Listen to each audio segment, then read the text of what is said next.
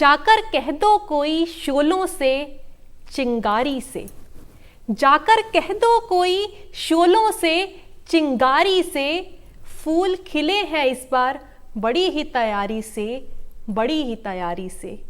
बादशाहों से भी फेंके हुए सिक्के ना लिए, बादशाहों से भी फेंके हुए सिक्के ना लिए, हमने खैरात भी मांगी है तो खुददारी से, हमने खैरात भी मांगी है तो खुददारी से। नमस्कार दर्शकों, मैं डिम्पल आनंद आपका स्वागत करती हूं हमारे कार्यक्रम साहित्य यात्रा में। जैसा कि आप सभी को विदित है, इस कार्यक्रम के जरिए हम आपको रूबरू कराते हैं वरिष्ठ साहित्यकारों से, चर्चा करते हैं उनकी साहित्य यात्रा पर और जानते हैं उनकी जिंदगी के कुछ अनछुए पहलुओं को। दर्शकों, साहित्य एक साधना है और साहित्यकार होना एक वरदान। आज की इस कड़ी में हमारे साथ स्टूडियो में एक ऐसी महिला मौजूद हैं जो सकारात्मकता की सरिता हैं, शब्दों की जादूगर हैं और आशा की किरण नहीं धूप हैं। जी हाँ, मैं बात कर रही हूँ डॉक्टर नीलम प्रभा वर्मा जी की और मैं उनका स्वागत उन्हीं की पंक्तियों से करना चाहूँगी। हसरतों का उम्र से क्या वास्ता, हसरतों का उम्र से क्या वास्ता, हसरतें अपनी जगह, उम्र अपनी जगह। कोई क्या कहेगा कहते रहने दो, कोई क्या कहेगा कहते रहने दो, दिल अपनी जगह अरमान अपनी जगह, दिल अपनी जगह अरमान अपनी जगह। नज़दीकियाँ हैं तो कह दो अभी के अभी, नज़दीकियाँ हैं तो कह दो अभी के अभी, नज़दीकियाँ हैं तो कह दो अभी के अभी। इनकार अपनी जगह इकरार अपनी जगह, इनकार अपनी जगह इकरार अपनी जगह। डॉक्टर नीलम प्रभा वर्मा जी, आपका बहुत बहुत स्वागत है हमारे कार्यक्रम में। धन्यवाद आपका डिम्पल जी। सबसे पहले मैं आपसे ये जानना चाहूँगी, आपकी जन्मभूमि और आपकी प्रारंभिक शिक्षा दीक्षा कहाँ से हुई? मेरी जन्मभूमि पेशावर है जी। और बहुत शैशवा अवस्था में 9 दिन की थी मैं, तब हम शाहिया आ गए थे जौनसार जी। मेरे ताया जी वहाँ पे थे जी। प्रारंभिक शिक्षा मेरी वहीं से हुई जी। उसके बाद मैंने गढ़वाल यूनिवर्सिटी से पोस्ट ग्रेजुएशन किया जी। और बहुत हसरत थी कि पीएचडी करूं। अरे वाह। लेकिन संभव नहीं हो पाया, पेरेंट्स अफोर्ड नहीं कर सकते थे, या जो भी कहिए 4-5 भाई बहनों में। तो मैंने अपने आप तैयारी उसकी की और साहित्य में सौंदर्य बोध पे मैंने लिखना शुरू किया। जी। वो थीसिस मैंने 12 में सबमिट की थी विक्रमादित्य हिंदी विद्यापीठ में 2012 में। हाँ जी। और उसका फिर मुझे स्वीकृति आई 2017 में, जब मुझे वहाँ से उपाधि पत्र प्राप्त हुआ विक्रमादित्य हिंदी साहित्य विद्यापीठ से। यही कुछ 4-5 साल पहले। हाँ जी। तो उसे मैं अपने मेरी उम्र उस समय 68 थी, 68 साल। अरे वाह। तो सब लोग कहने लगे कि इसका क्या अब कोई यूज़ नहीं है, तो मैंने कहा नहीं, मेरी जिद थी कि मैं करूं जी। और इसलिए अब मैं संतुष्ट हूं कि मैंने अपना कहा खुद मान के और उसको संपूर्णता दी। हाँ। आप वाकई उन महिलाओं के लिए प्रेरणा के स्रोत हैं जो अक्सर ये कहती हैं कि अब मेरी इस कार्य की उम्र नहीं रही, उस कार्य की उम्र नहीं रही। नीलम जी, आपकी साहित्य यात्रा का आगाज़ कैसे हुआ? कब आपका साहित्य के प्रति रुझान बढ़ा? हाँ, ये बहुत प्रेरणादायी और रोचक विषय कह सकते हैं इसे। जी। मेरे हस्बैंड इंग्लिश राइटर हैं। अरे वाह। बहुत अच्छा लिखते हैं। उनकी एक पुस्तक ड्रीमलैंड प्रकाशित भी हो चुकी है। जी। तो वो जब लिखते थे मैं सोचती थी क्या लिखते रहते हैं ये, लेकिन पढ़ने के बाद बड़ा अच्छा महसूस होता था कि इतना अच्छा लिख लेते हैं। तो मुझसे कहने लगे, मैंने कहा मैं भी लिखूंगी, तो कहने लगे नहीं, तुम नहीं लिख सकती हो, तुम लिख ही नहीं सकती हो। और ये उनकी आदत थी कि अगर उनको कोई काम मुझसे करवाना होता था तो चुनौती देते थे मुझे कि नहीं ये तो तुम चुनौतीपूर्ण। कर ही नहीं सकती, जी। तुम्हारे बस का ही नहीं है। तो मैंने एक बार उनको 2 पंक्तियाँ उनकी बहन के लिए ही लिख के दी, तो उन्होंने पढ़ा तो बहुत खुशी हुई और कहा कि मैं इसीलिए तुझे उकसाता था कि तू नहीं लिख सकती। सकारात्मक आलोचना। जी। तो तब मैंने फिर उन्होंने बहुत सराहना की कि बहुत अच्छा लिखा। उसके बाद मेरे गुरु श्री सुखवीर विश्वकर्मा स्वर्गीय हैं इस समय, उन्होंने मुझे बहुत निर्देशित किया, कहना चाहिए जी। बहुत छोटे छोटे शब्द लेने हैं, बहुत छोटे छोटे वाक्य लेने हैं, अर्थ गहन गहन हाँ होना चाहिए, लेकिन अर्थ उसका बिल्कुल दिल पे असर करे। जी। तो मैंने उनके गाइडेंस में, उनके निर्देशन में कहना चाहिए लिखना शुरू किया। यानी कि आपके हस्बैंड की आलोचना ही आपके प्रोत्साहन का कारण बनी, कह सकते हैं, बिल्कुल। तो आपने अपनी पहली रचना, जो कि एक प्रॉपर रचना जिसे हम कह सकते हैं, पहली रचना कब लिखी, कब प्रकाशित हुई? मैंने पहली रचना लिखी मेरे ख्याल में 76 में। जी। लिखना तो मैं पहले भी चाहती थी, जी। लेकिन हो नहीं पाया। जी। तो जब लिखने एक दिन मैं ऐसी रोटियां, कहना चाहिए कि बेल रही थी, रोटियां बेलते बेलते, हाँ जी, तो जी। मेरे मन में ख्याल आया, कुछ ख्याल आया, तो विश्वकर्मा जी का कहना ये था कि जब आपके मन में ख्याल आए आप उसको तुरंत कागज़ पे उतार दीजिए। जी। अगर उस समय आप भूल गए तो फिर वो ख्याल पंक्तियाँ कभी नहीं आएगा, चली जाएंगी। जी। तो मैंने तुरंत वो ऐसे ही छोड़ा और उसमें डायरी में लिख दिया उसको, और करेक्शन उसका उसके बाद हुआ। जो भी हुआ उसकी भी सराहना मिली जी। कि बहुत अच्छा लिखा है आपने। जी। शायद प्रोत्साहन के लिए कि हिम्मत बनी रहे, मैं लिखती रहूं जी। आगे भी। तो रोटियां बेलते बेलते भी लिखा जा सकता है। बिल्कुल बिल्कुल, यही बिल्कुल खूबी है साहित्य की। लिखा जा सकता है। आपको उसी अगर आप समय, उसकी कुछ 2 पंक्तियां हमें सुना पाएं। हाँ वो मैं, क्योंकि वो पहली रचना है जी। तो मैं आपको सुनाती हूँ। बीहड़ों का सौंदर्य देखा है कभी तुमने? वाह। मैंने देखा है उसे, जिया है उसे, अद्भुत। रिझाया गया मुझे फूलों का नाम लेकर, अज्ञात आकर्षण के तहत रोशनी का लोभ देकर। वाह। रिझाया गया मुझे, रिझाया गया मुझे फूलों का नाम देकर, फूलों का नाम लेकर, अज्ञात आकर्षण के तहत जी। रोशनी का लोभ देकर, जी। कि बागों में खिले फूल सतरंगी काफिलों में, जी। पत्तों पर पड़े सोते हैं, रंगों का गंधों का तकिया लगाकर।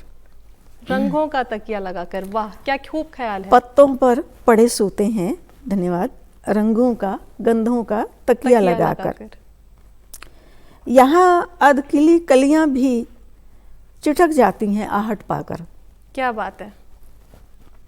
फूलों की थिरकन से, पल पल की ठिठकन से, फूलों की थिरकन से, पल पल की ठिठकन से, एक दौड़ बीहड़ों की ओर, उनका अकेलापन दर्द की कहानी सुनाता है यूं, कुछ यूं जैसे आप बीती हो मेरी, मैंने जिया है उसे पवित्र आस्था की तरह। क्या बात है, बहुत खूब, बहुत धन्यवाद। खूब। जैसा कि आपने बताया कि आपने अपनी पहली रचना रोटियां बेलते बेलते लिखी थी, और कितना चुनौतीपूर्ण है गृहिणी के लिए घर भी संभालना, पढ़ना लिखना भी जारी रखना, और अपनी शिक्षा दीक्षा, जैसा कि आपने बताया कि आपने पीएचडी 68 की उम्र में की थी, तो कितना चुनौतीपूर्ण था ये आपके लिए? मेरे पतिदेव बहुत सहयोग करते थे, सपोर्टिव थे काफ़ी। वो कुछ भी मतलब कहीं नया उनको दिखता था जो मैं कर सकती हूँ, तो उसके फॉर्म, जैसे ग्रेजुएशन के फॉर्म ला के दिए। मैं मैरिज से पहले इंटर ही थी। अच्छा। तो वो फॉर्म ले आते थे, मैं भरती थी, वो सबमिट करते थे, बुक्स ला देते जी। थे और घर में भी सहयोग करते थे बच्चों के साथ। जी। तो पोस्ट ग्रेजुएशन तो बिल्कुल उनके सहयोग से किया, जी। लेकिन पीएचडी के समय थोड़ा सा उन्होंने सोचा कि मुश्किल है, नहीं हो पाएगा, तो लेकिन मैं चुपचाप अपना काम करती रही, क्योंकि अगर मैं पोस्ट ग्रेजुएशन तक पहुंच सकती थी तो मैं समझती थी कि मैं वहाँ भी पहुंच जाऊंगी। लग्न थी आप में? तो हाँ, तो तब फिर मैंने उसको कंप्लीट करके जब सबमिट करने का टाइम आया तब उनको बताया, तो सबमिट फिर उन्होंने वहाँ पे मेरे साथ गए किया, और फिर मैंने आपको बताया 5 साल बाद फिर ये उसकी स्वीकृति आ गई और उपाधि पत्र प्राप्त हुआ मुझे वहाँ से। एक इंग्लिश की कहावत मुझे याद आ रही है कि age is just a number, उम्र मात्र एक संख्या के अलावा और कुछ नहीं। मानो तो एक संख्या के अलावा कुछ नहीं। आपने इसके जीते जागते एक नहीं कई उदाहरण दे दिए हैं। मैं आपसे ये जानना चाहूँगी, जब आपने लिखना प्रारंभ किया तो कौन कौन से ऐसे लेखक थे, कवि थे, जिनसे प्रेरित होकर आपने सीखा कि मुझे भी इस मुकाम पर पहुंचना है? ये बहुत मेरी याद के लिए भी बहुत अच्छा है कि मैं कबीर को बहुत पसंद करती हूँ, और पुराने जितने भी हैं, घनानंद हो गए, रस खान और बुल्ले शाह, हाँ जी, और आपका अमृता प्रीतम से बहुत प्रभावित हूँ मैं। बहुत खूब। अभी भी कहीं भी उनकी कहीं रचना नज़र आती है तो मैं पढ़ना पसंद करती हूँ जी।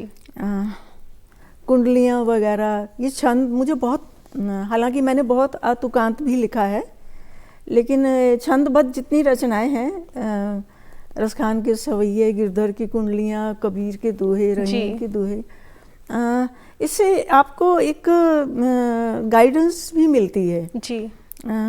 तो वो बहुत दिल पे असर करती हैं ये चीज़ें, तो और कहीं ना कहीं हमारी लेखनी को भी प्रभावित करती है। हम जैसा पढ़ेंगे वैसा लिखेंगे। हाँ जी।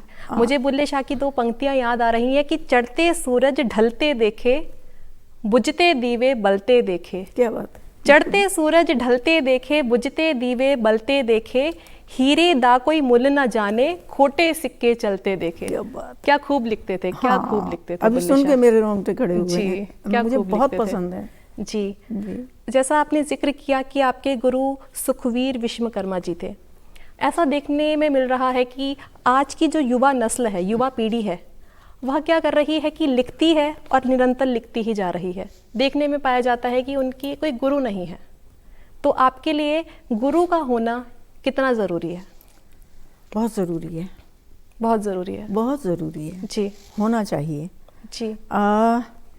क्योंकि आजकल मैंने देखा है लिखना बहुत हो रहा है, बहुत ज़्यादा, इतना ज़्यादा नहीं होना चाहिए। इतना ज़्यादा मतलब आप उसकी संख्या नहीं बढ़ाइए, है ना। और फिर लेखन में जो गलतियां हैं उसी का आप उच्चारण में भी वही दे रहे हैं। तफल्लुस सही नहीं है ना जी। हाँ। तो उच्चारण भी वही हो रहा है, और ऐसी बहुत सारी चीज़ें, गुरु का होना बहुत ज़रूरी है जी। वो आपको बताएगा।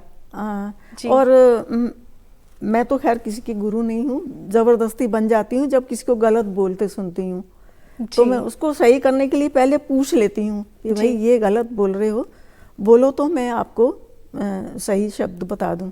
तो जितनों ने भी मुझसे सुना है, मतलब उन्होंने सराहना की, मेरा धन्यवाद किया, ऐसा बुरा नहीं माना।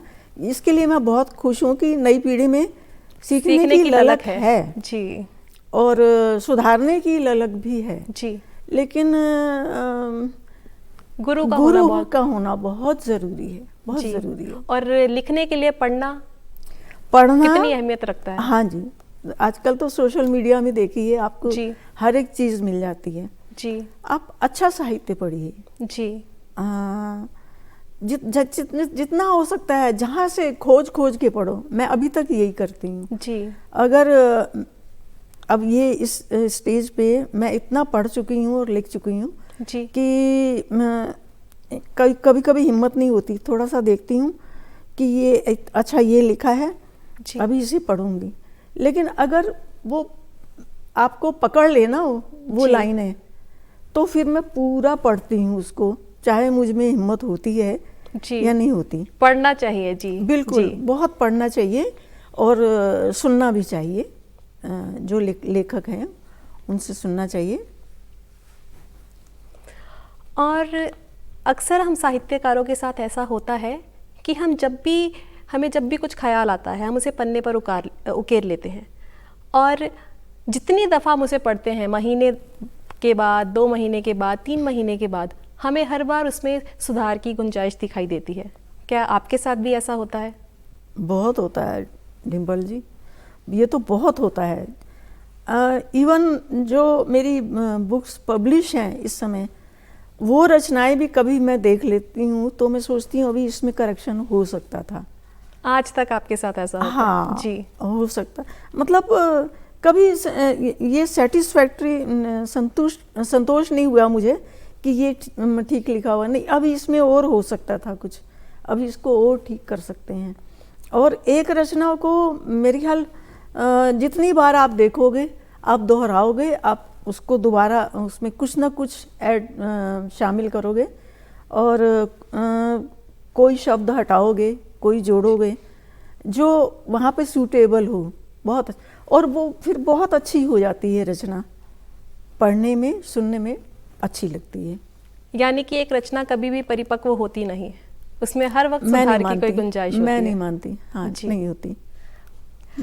यूँ तो आपको कई बड़े बड़े सम्मानों से, बड़े बड़े मंचों पर सम्मानित किया जा चुका है, पर वो कौन से सम्मान है, वो कौन सी उपलब्धियां हैं जिन पर आप गर्व महसूस करती हैं और आप उनका जिक्र करना चाहेंगी? सम्मान तो सबसे बड़ा मैं समझती हूँ कि 68 साल की उम्र में जो मुझे उपाधि पत्र मिला, जी ये सबसे बड़ा सम्मान है। यूँ सेवा सेतु न्यास है एक, उन्होंने सम्मानित किया। अभी 4 धाम यात्रा पे एक सेमिनार हुआ था, उसमें भी मुझे पुराना दरबार टिहरी ने सम्मानित किया। और बहुत सारे सम्मान हैं, मैं अब ऐसे तो बता नहीं सकती, लिख के ही बता सकती हूँ। कुछ कहना चाहिए कि बहुत सारे हैं। हाँ, नाट्य भूषण संस्था ने मुझे साहित्यकार के तौर पे सम्मानित किया। यूनिवर्सल संस्कृति शोध नाट्यशाला है, उन्होंने सम्मानित किया। संस्कृति विभाग ने सम्मानित किया, हिंदी साहित्य अकादमी ने सम्मानित किया। ऐसे बहुत सारे हैं। मैं बहुत समृद्ध होना नहीं चाहती, ना मेरी मंशा है कि मैं बहुत समृद्ध हो जाऊं, तो इसलिए मुझे शायद याद भी नहीं रहता कि कब कौन सा सम्मान मिला। बहुत अच्छा, यूँ अलमारी भरी हुई है, तो इतना ही कहना चाहूँगी। आप एक बहुत ही सकारात्मक महिला हैं, जितना मैंने आपको पढ़ा है, जाना है, और आपकी अभी तक 5 किताबें प्रकाशित हो चुकी हैं, और आपने हर किताब में, हर कविता में नया प्रयोग किया है। लेकिन मैंने ये पाया है कि आपने अधिकतम नारियों पर, बेटियों पर लिखा है। इसकी कोई खास वजह? हाँ, नारियों पर, बेटियों पर एक मेरा संग्रह है, आभा आभास। उस पे अगर आप चाहें तो मैं दिखाना चाहूँगी। जी ज़रूर ज़रूर। वो इसलिए दिखाना चाह रही हूँ मैं कि उस पे मेरी बेटियों के चित्र हैं। वाह, क्या बात है। और ये है आभा आभास। कवर पेज में आपकी बेटियों का बेटियाँ भी लिखा हुआ है साथ में, ये बेटियाँ, बहुत सुंदर। ये मेरी बेटियाँ हैं तीनों। तो ये जो किताब है, इसके लिए मुझे संस्कृति विभाग ने ऑफर दिया था कि आपकी बेटियां हैं तो आप बेटियों पे बहुत अच्छा लिख सकती हैं। संस्कृति विभाग की ओर से? हाँ जी, उन्होंने आर्थिक सहयोग भी दिया, समय भी दिया मुझे। करीब 2 महीने में मैं नहीं कंप्लीट कर पाई थी, फिर उन्होंने 2 महीने और दिए, फिर 2 महीने और दिए, लेकिन ये कंप्लीट होके उनके पास पहुंच गई। तो मैं बहुत आभार महसूस करती हूँ संस्कृति विभाग का भी, कि उन्होंने इतना सहयोग अगर नहीं किया होता तो शायद मैं लिखने की हिम्मत नहीं करती, क्योंकि इतना संसाधन जुटाना मेरे लिए कठिन था। अगर आप अपनी कविता की या किसी गीत की 2 पंक्तियां गुनगुना दें, हमारे साथ साझा करना चाहें। अवश्य। एक लिखी थी मैंने रचना, ओस से भीगी पलकें उठाऊं या कि झुकाऊं, बहुत सुंदर। चांद की रश्मियों से प्रिय का बुलावा आया है, उससे भीगी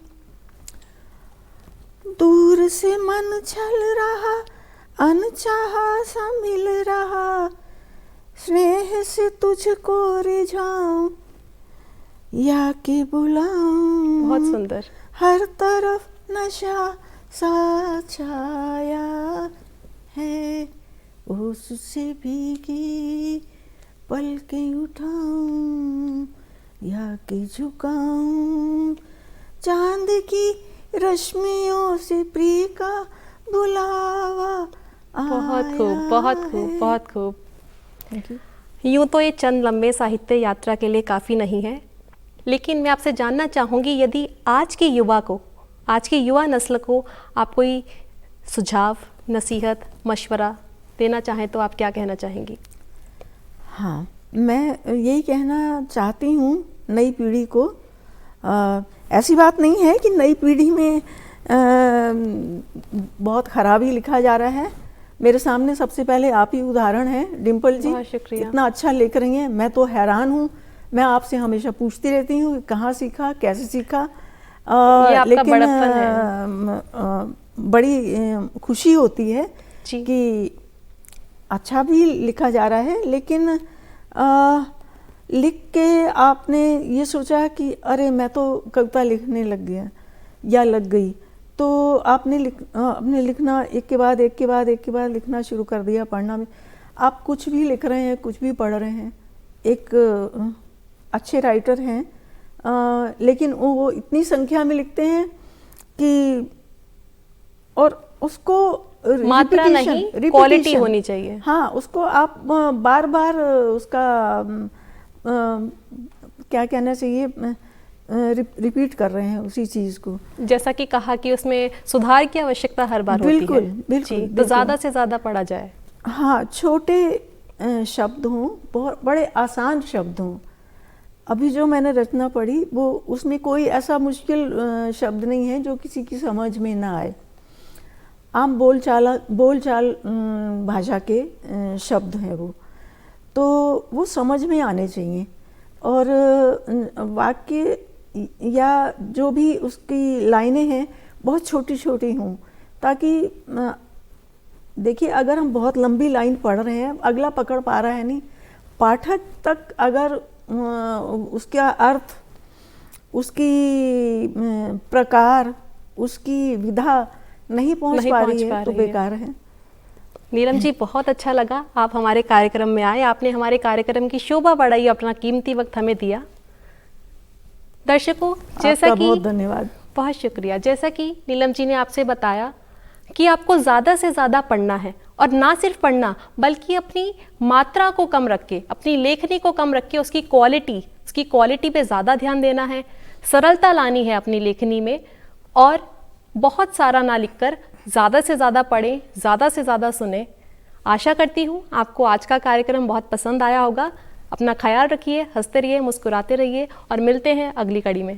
धन्यवाद। नमस्कार।